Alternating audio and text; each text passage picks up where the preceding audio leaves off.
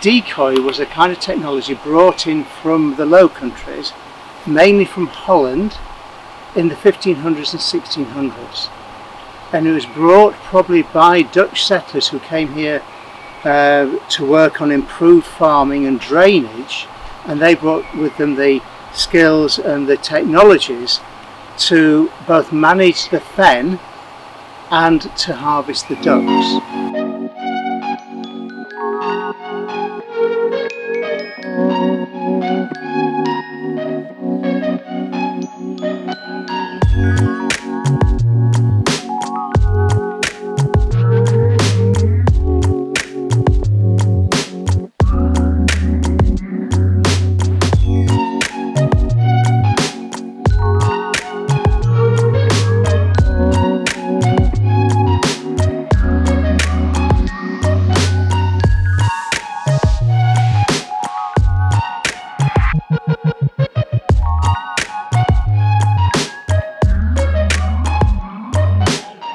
Okay, so we're in Broughton Old Decoy. Fantastic place. The decoy itself is now not in great shape. It's not been used since the 1840s. We know that in the 1880s, in the definitive book on British decoys, this site was visited, but it was actually described as no longer in use for 45 years. So it probably ended its use in about 1840. But it would have been here probably since sometime in maybe the 1600s, early 1700s.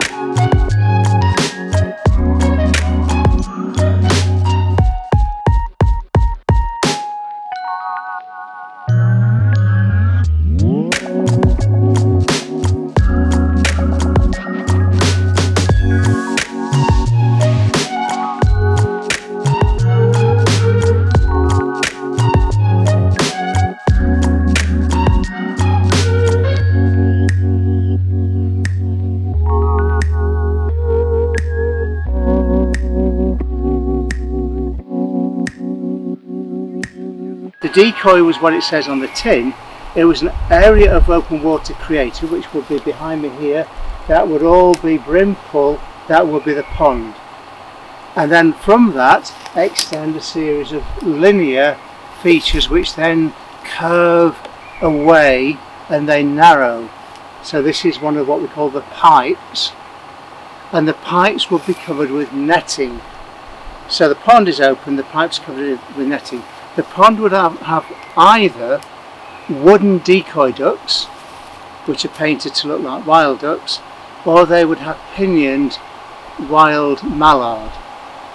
And the idea of those is that the tame ducks, they're like tristies if you like, they are there to bring down, to coax down the wild birds that probably wouldn't necessarily feel comfortable coming down unless they saw ducks on the water. Ducks on the water means a safe site. The wild ducks come down, land on the water, and then when you've got enough of them, they are driven, probably by young boys and by trained dogs, up the pipes, and the decoy ducks will have been fed and will know to go up the pipe to get fed at the end of the pipe, and they then lead the other ducks that follow. The decoy ducks emerge and live another day. The wild ducks are then dispatched, and we'll see a picture of a decoy man with his catch of birds. These decoys were harvesting thousands of birds a year. We know that decoys nearby, some of the last ones to close, they carried on into the late 1800s, and they were sending to the markets in London. So by this time, going by train, 3,000 ducks a year between about 1830 and the 1860s. So we get some idea of the water levels in this more open part of the decoy. Even today, despite the drainage, and we can see the level of the bank going round and the level of the end of the pipe behind me, so you're looking at water level really at about my shoulder height, but the site is still very, very wet despite all the drainage. So if I were a decoy man, this is what I'd be looking to manage, the water level. Absolutely important for this. This site appears to have been used for pheasant shooting in recent years, and that may well have been a reason for its survival. And there's a bit of evidence there with a shotgun cartridge, quite an old one, that may well go back to the pheasant shoot, maybe 15-20 years ago. And the pheasant shoot has caused some disruption. However, it may well be that the use of the site as a pheasant covert is the reason why it's still here. Without that, possibly in the 1980s, all this could well have been grubbed up and turned into intensive farmland. So although not everybody likes the idea of pheasant shoots, maybe that's the reason for this landscape actually surviving to some degree, even though it's in an intensive farming environment and in a desiccated landscape. This little oasis is still here, maybe because of that. And now we're right on the edge of the decoy, and the great thing is when you look at the maps and the photos, the hexagonal shape is still there in the landscape today. Although the decoy itself has fallen into disuse since the 1840s, 200 years, I mean, it's just amazing. It's still here in the landscape, the shape is still here. It's not anything like as wet, and we can see why, because here we've got the drain and you've got the present day water table. When the decoy was operating, this would have been up to the top of that land. That's where the water was, that was the fen. And some of the fields around here, I think when I look at the soil, I think they're peaty soils, they're fen peat. Some of the ones further down towards the River Ancombe look to me, and I don't know much about the history and detail of this, but they look like they may have been warped, which is a way of trapping tidal silts to raise the level of land, to make it less prone to flooding, but also to raise the nutrient level. So it's a typical thing, which in England, one of the main regions for warping was around the Humber and North Lincolnshire, so it's quite likely that was the case. And there the soils are really clayey, sort of clarty, clayey soils. So a different situation, but here you've got what I think are peat fen soils down to clay underneath it, and that's the water level. So that is now draining this. This is why this isn't as wet as it used to be. And then we've also got all sorts of things in amongst the tangled vegetation. There are linear features that look like either drains or maybe trackways.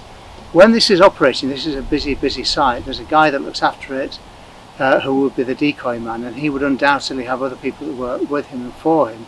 So it's a busy little site. It's making a lot of money. It's exporting birds to make a deal of money for the landowner.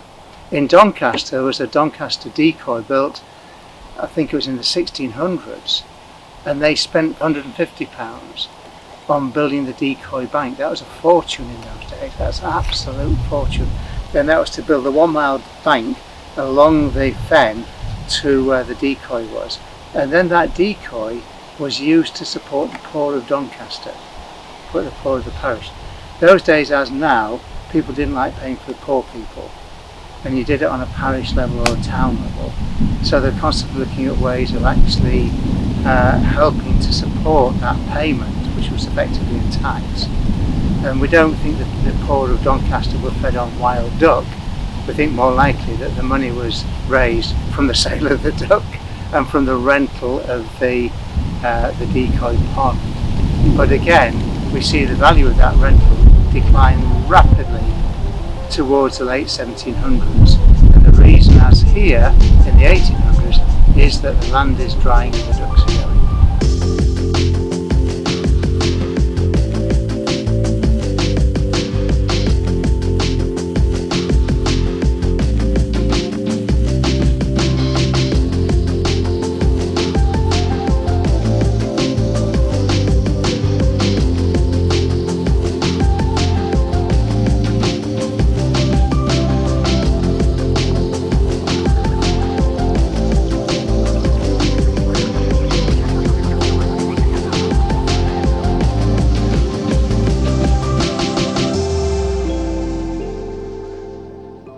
So we're now right in the heart of Broughton Old Decoy, down in the base of the decoy pond, the pool, and we're studying what I think is one of the pipes going this way and curving out as we saw with the other one.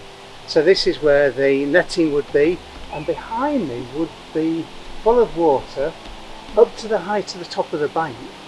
So you have to try and fill this up with water to the same level that we're seeing in the top of the ditch on the outside of the decoy today.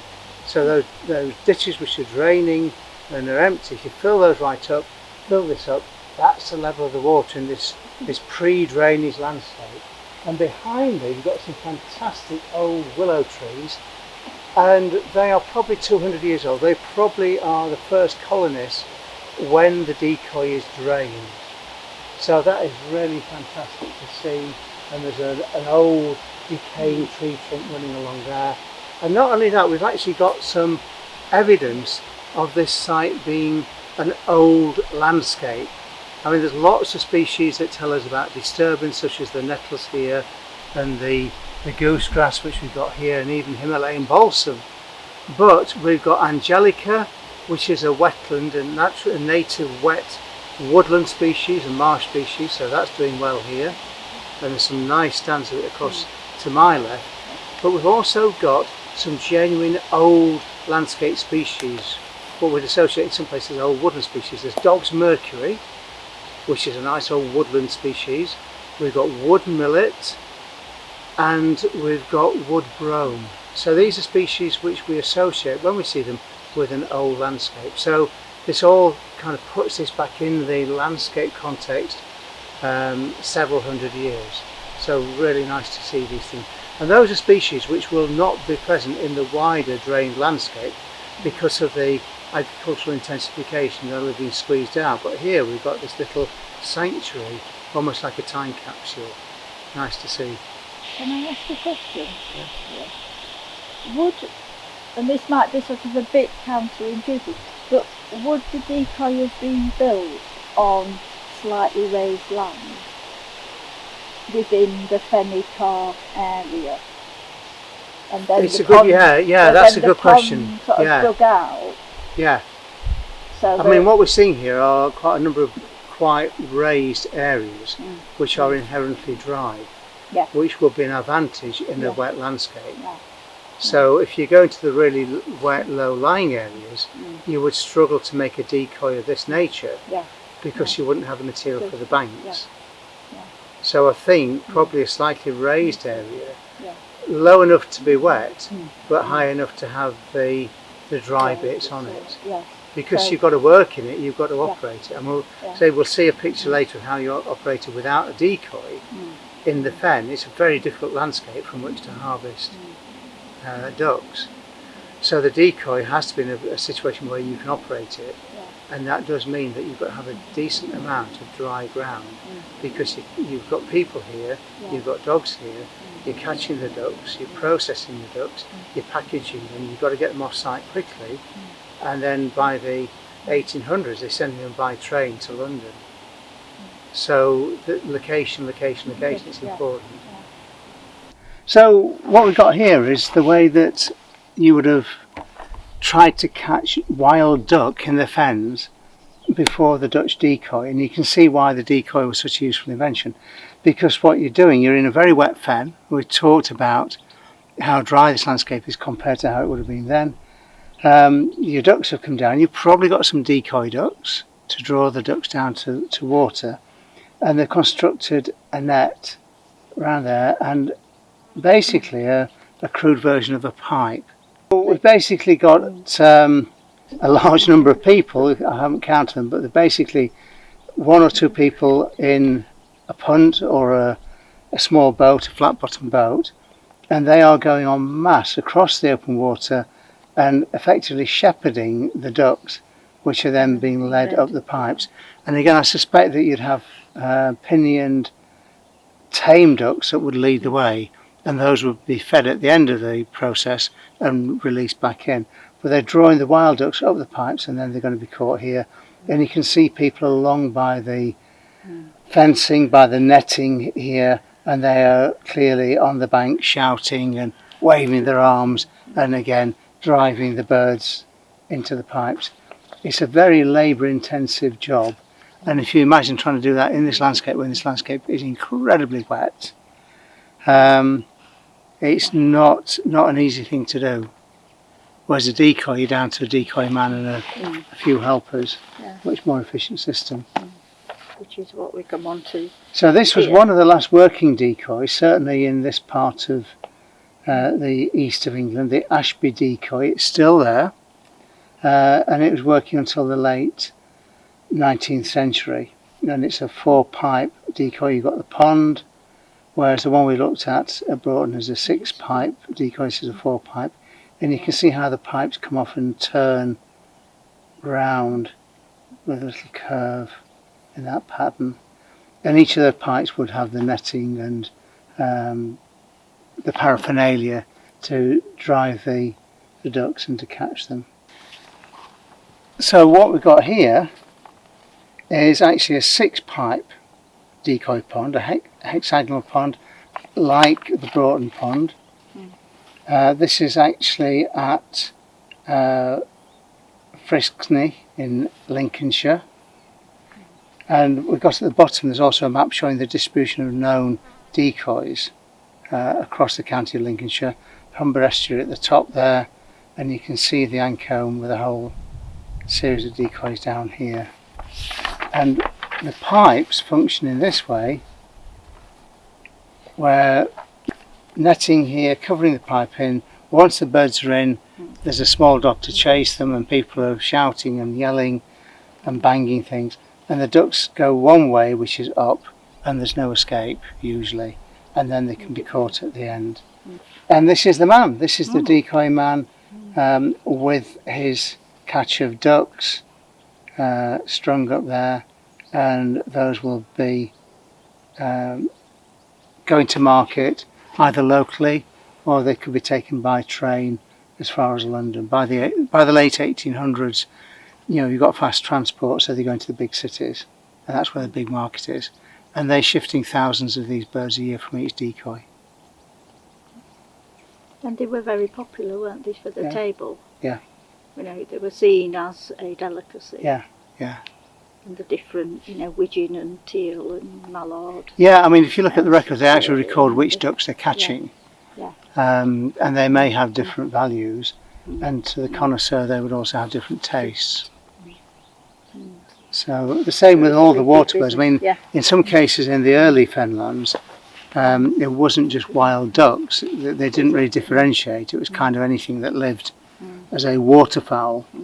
And you get descriptions of that they were very delicate and very pleasant to eat. Oh my God, that's awful. But we'll eat it anyway. It's kind of what we do. Yeah, I mean, this is it really. This is the line of the old River Ancombe as it would have been in about 1680, 1690. So really interesting. I mean, what's really interesting is that the new Ancombe, the Ancombe Cut, is just over the ditch way there, and you can see on either side where the actual old river would have been. And you've still got the pumping stations actually taking the water from the model landscape into the drainage, into the new system that is the new river. And I think that's really interesting. I mean, the dike down that side I think looks like maybe a tributary of the old river, or maybe a drain contemporary with the actual new river, but gloriously species rich, full of dragonflies, full of interesting plants. And then here we've got this with the juxtaposition of the old river, the new river, and the pumping stations. So you've got that sort of that key aspect of the landscape, isn't it? It's water. And when you look behind you, that's what drew my attention to it, because that's classic. That is a meander going off into the distance. So you've got it going round the curve and along. Whereas the new river goes straight. It's like it's a surveyor's line. You can see the bridge or the pipe going over the river, so you can see where the angle of that is, and it's just straight the way down.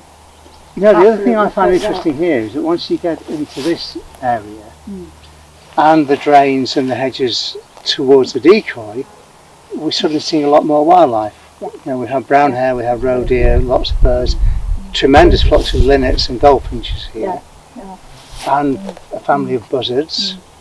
Along the river itself, I mean the river looks spectacular, but there's not much wildlife there. No. The river is canalised in the 1790s, and we know that from Duck Decoy and some of the other reports. 1690s. Yeah. So then it's drained through the period of the 1700s, but the landscape is still wet because you can't pump the water off. Yeah. Whereas now, and you then get that sequence which we get in almost all the drained fenlands. You go from wind power to coal-driven steam pumps to diesel pumps to electric, which is what you've got now. And it gets more and more efficient and reliable at every step of the way. When you're reliant on the wind, when the wind stops, the pumps stop. So you've got a problem. But it's a steam engine that really transforms these landscapes and then allows you to farm it like that. Before that, this would have been fenland and then wet pasture. It would still be wet. Which is why you've got the dairy farm just down the bottom there. So that was sold, you said that was sold in what, 1810 as a very valuable dairy farm. Yeah, with the decoy. Whereas by the end of that century it would have been an arable farm. So that's that transformation. And there's great benefit comes of that in terms of food production. There are also some issues and disbenefits in terms of water management, flood risk and biodiversity. And that's when we start to get the problems kicking in, from the 20th century. Because then you're getting more and more reports of flooding and people being flooded and the problems with the South Ferriby sluice failing and stuff like that, and so all the land gets and we had that the other winter with large areas here underwater because of the flooding. So it's a big challenge, and how you balance that in the future is difficult, because as the land shrinks, obviously it becomes more vulnerable to